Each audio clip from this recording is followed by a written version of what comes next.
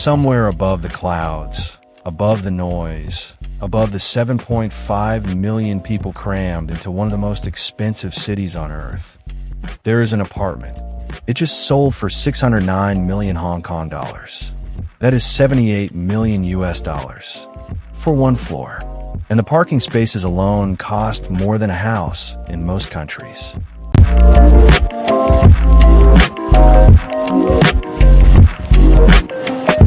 If you're fascinated by the world's most extraordinary homes, the ones that redefine what luxury, architecture, and money can actually do, hit subscribe now. Every week, we go inside the homes most people will never see. You don't want to miss what's coming.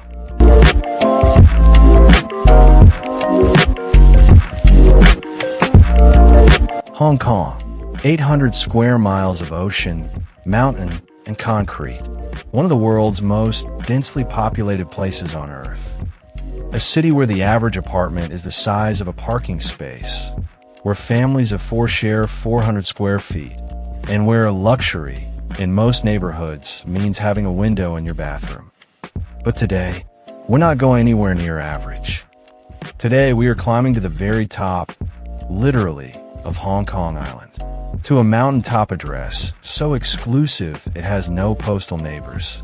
An address where a single parking spot costs more than most people's entire net worth, where the air is cleaner, the views are endless, and the price per square foot recently shattered a record that had stood for 3.5 years, becoming the most expensive price per square foot for a new residence anywhere in Asia.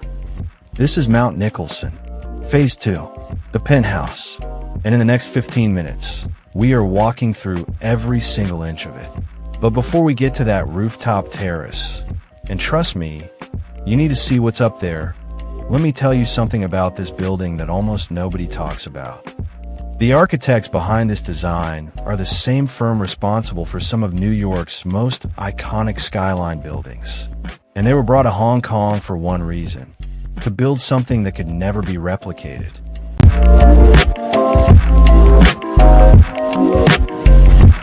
Let's start where every story starts, with location. Because in real estate, location is everything. And in Hong Kong, there is exactly one location that stands above every other. Literally, the Peak, also known as Victoria Peak, sitting at 552 meters above sea level, is the highest point on Hong Kong Island. Historically, going all the way back to British colonial rule, the Peak was reserved exclusively for the elite, the governors, the taipans, the tycoons. Ordinary residents were actually banned from living here until 1947. Fast forward to 2026, and that exclusivity hasn't gone anywhere. It has only become more extreme. Hong Kong consistently ranks as the world's most unaffordable housing market. In 2026, the median home in Hong Kong costs over 18 times the median annual household income. The average citizen rents a 300 square foot unit for roughly 15,000 Hong Kong dollars to $25,000 per month. That's nearly $2,000 to $3,200 US dollars for something barely bigger than a hotel room. And yet, perched above all of that, hidden behind a private gate on Mount Nicholson Road, accessible by a winding mountain drive about 10 minutes from the central business district, sits a development that operates in a completely different universe. Mount Nicholson was completed in 2016. It was co-developed by Wharf Holdings, Nan Fung Development, and marketed by Wheelock Properties, three of Hong Kong's most powerful real estate dynasties. The design was handed to Robert A.M. Stern Architects. The New York-based firm celebrated for their work on 15 Central Park West, the most prestigious residential address in Manhattan. They brought their classical vocabulary here, and the result is something that stops you cold the moment you see it.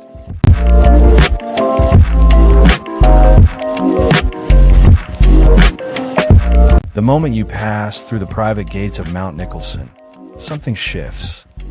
The noise of the city, the horns, the construction, the compressed chaos of 8 million people disappears.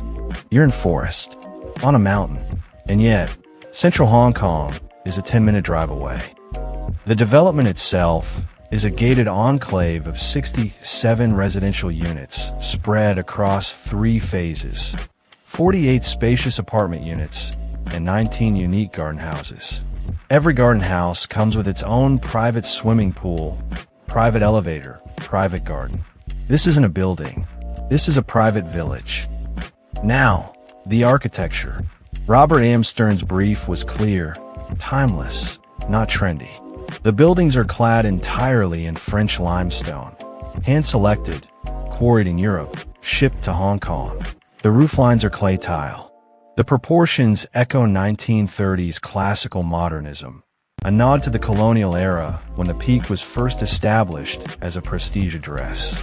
It is restrained. It is serious. It does not need a shout. Here's what most people don't realize. The asking price for one of these units currently sits at 890 million Hong Kong dollars. That's roughly $114 million US dollars. And units here have sold for as little as 240 million Hong Kong dollars, which sounds like little until you realize that's still $30 million US dollars for one apartment, in one building, on one mountain. The penthouse we're walking through today. Let's get inside.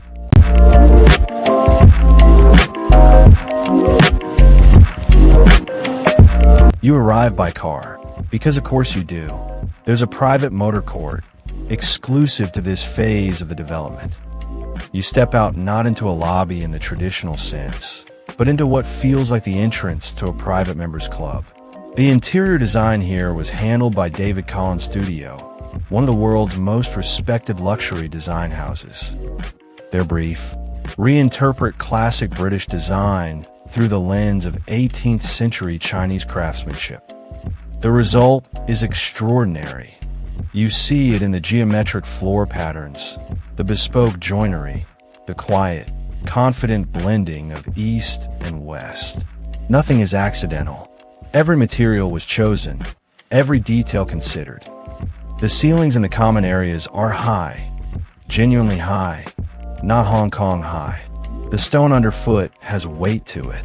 The lighting is warm and directional, making everything feel like it belongs in a museum after hours. The elevator, private, dedicated to the penthouse floor, opens directly into the unit. There is no hallway. There is no shared corridor. You step from elevator to home.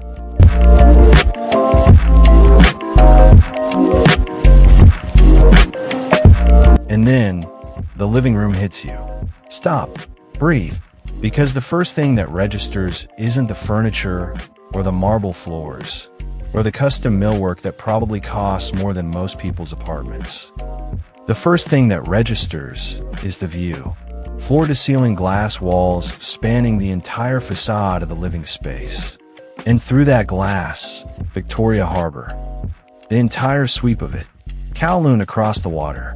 The towering office blocks of Central below. Container ships moving in slow motion. At night, you get the symphony of lights. Hong Kong's famous harbor light show, playing out in real time from your sofa, like a private IMAX screen that never turns off. To put this in context, in Lagos, New York, London, even Dubai, a harborfront penthouse view like this would alone command a $20 million premium. Here, it's included in a building with a parking spaces once sold for 11.9 million Hong Kong dollars each. That actually happened. And the buyer was the executive director of a Hong Kong textile company who just casually dropped $1.5 million US dollars to park 2 cars. But back to the room. The living area is open plan, generous, breathing, uncluttered. The ceilings reach above 3 meters. The flooring is large format polished stone, running uninterrupted from wall to glass. There's a formal seating area, a secondary lounge zone, and, seamlessly, the transition to the rooftop terrace, which we will get to. I promise. Custom built-ins line one wall. No visible cables. No visual noise. Just space, light, stone, and harbor.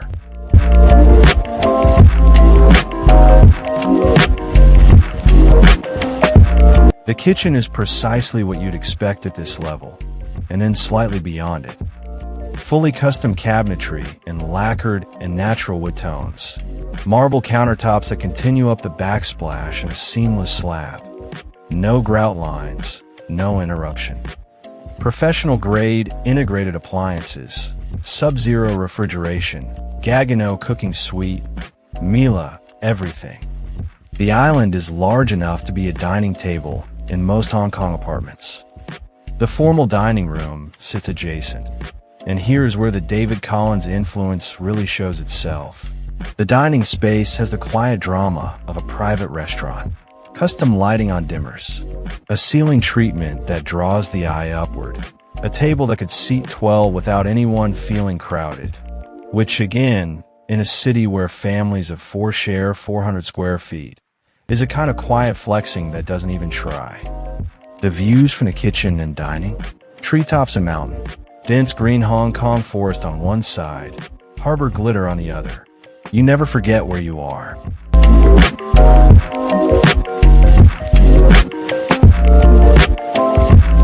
The Penthouse unit, Phase 2, Unit B, the one that sold for 609 million Hong Kong dollars in May 2025, sits at 4,217 square feet of saleable area. That is enormous by Hong Kong standards. Enormous. The master bedroom is a sanctuary. An oversized room with windows framing the harbor. A bespoke bed position for the view. En-suite bathroom through a frosted pivot door. And a walk-in dressing room that has more wardrobe space than most Hong Kong studio apartments have floor space. And here's the thing nobody mentions about these bedrooms. There's a detail in a master suite that tells you everything about the kind of buyer this building is targeting. I'll get to it in a moment. The secondary bedrooms, and there are multiple, are each en suite. Not share bathrooms, not a bathroom down the hall. Each bedroom has its own bathroom, its own identity, its own view. There are also 2 dedicated maids' rooms, because of course there are, with their own separate bathroom and access corridor, completely invisible from the main living spaces.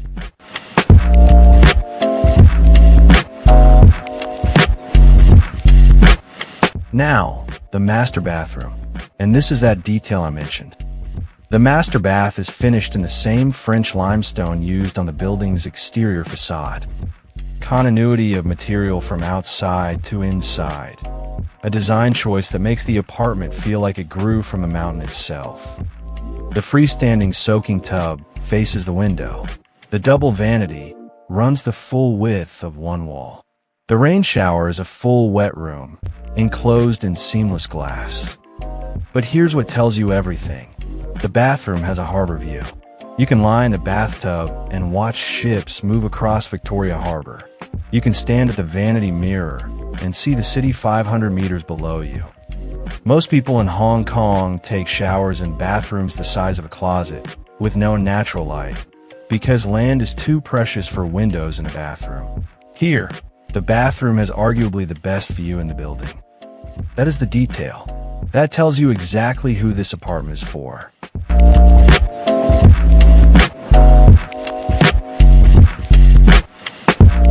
And now, the reason we're really here. The rooftop terrace. You step through a glass door off the upper level, and suddenly there are no more walls. No ceiling. No city pressing in. Just open sky in every direction.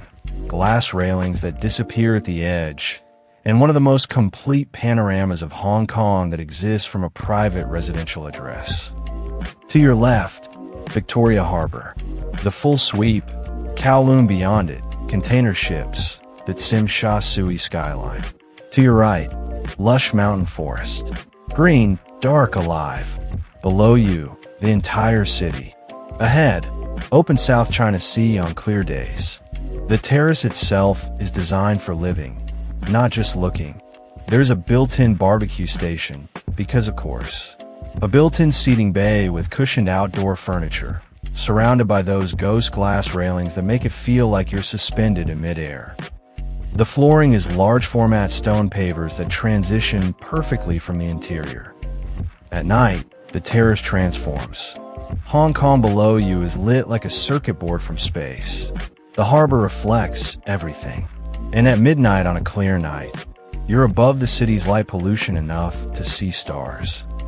For context, there are rooftop terraces in Mayfair, London, that rent for £15,000 a month and don't offer a view half this good. There are sky villas in Dubai at equivalent price points where the desert heat makes the outdoor terrace usable for maybe 4 months a year. This terrace is usable virtually year-round.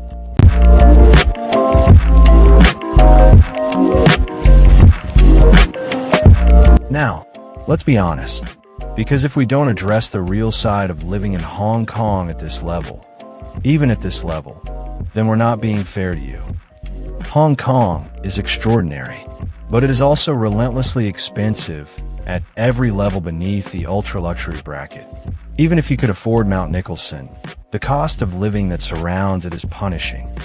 Groceries for a family of 4 run 8,000 Hong Kong dollars to 15,000 Hong Kong dollars per month, roughly $1,000 to $2,000 US dollars.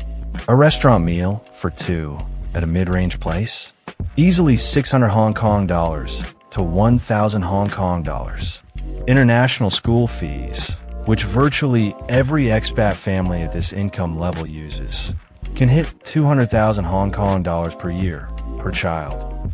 And then there's the annual management fee on the Mount Nicholson penthouse, rumored to be in the range of 50,000 Hong Kong dollars to 80,000 Hong Kong dollars per month just for building maintenance, security, and amenity access.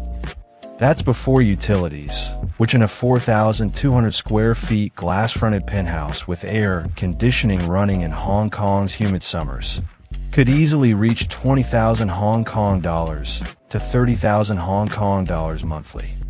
And here's the deeper tension. Hong Kong's luxury market, while resilient, did see the Class D and a luxury price index decline 2.1% in the first half of 2025. The broader market has been navigating headwinds from high interest rates and mainland China economic softness. Even trophy assets have taken a haircut. This is not a guaranteed investment. It is a lifestyle, and one that demands everything in return.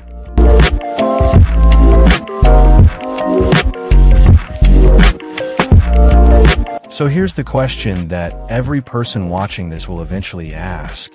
Is it worth it? And more specifically, compared to what?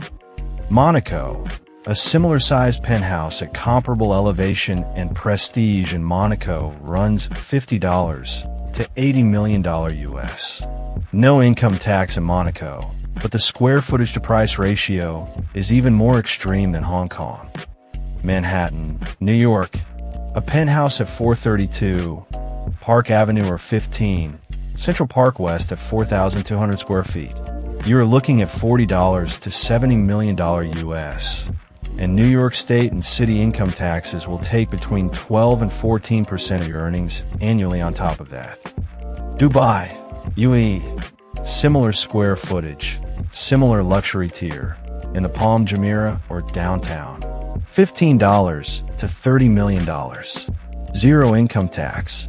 But the prestige, the historical significance, the harbor view, Dubai is still building its mythology. Hong Kong's has existed for 150 years. Singapore, Sentosa Cove, or Orchard Road penthouses at this tier run $20 to $40 million US. Singapore is arguably the closest comparison.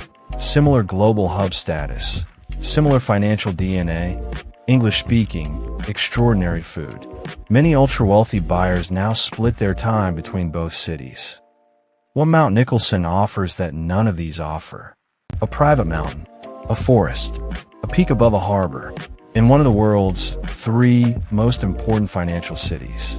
There is, genuinely, nowhere else on earth quite like it.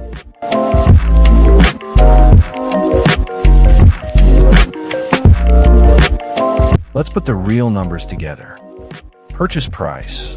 The Phase 2 penthouse, Unit B, sold in May 2025 for 609 million Hong Kong dollars, approximately $78 million US dollars.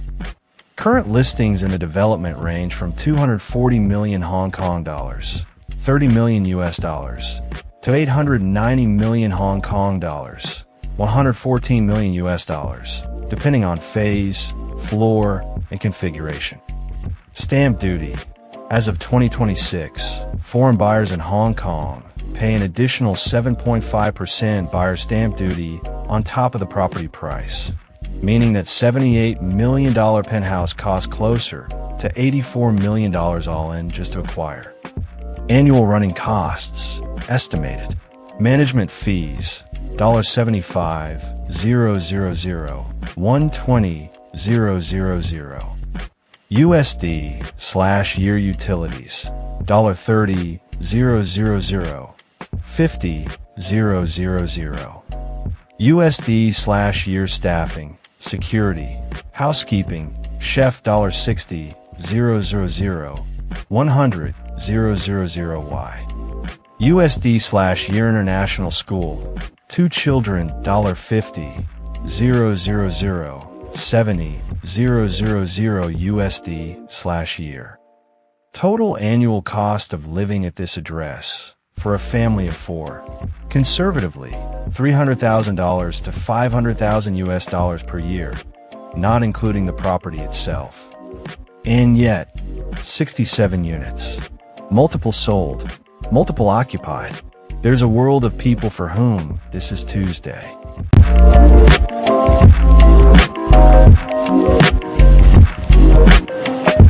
Here's what I want you to take from this. The $78 million penthouse at Mount Nicholson doesn't just represent wealth. It represents the ultimate expression of what happens when a city runs out of land, runs out of sky, and runs out of excuses, and still finds a way to build something that takes your breath away.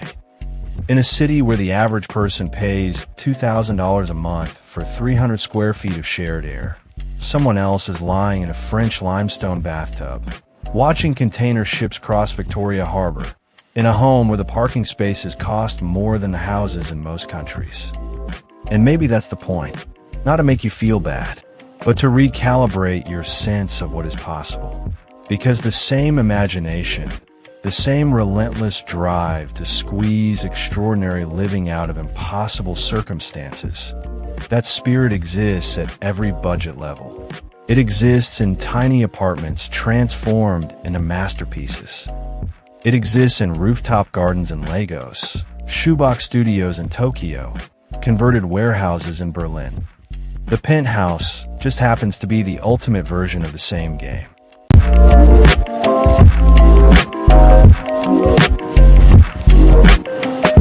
If this one got to you, if you felt something watching this, subscribe right now. Because next week, we're going inside a home that has no business being this beautiful for what it costs. I'm not going to tell you where it is yet, but here's a hint. It's underground. Drop a comment below. What city do you think the world's best hidden luxury is happening in right now? I read every single one. And remember, the most expensive address in Asia has a postal code. The question is never, can someone live like this? The question is always, how? Stay curious.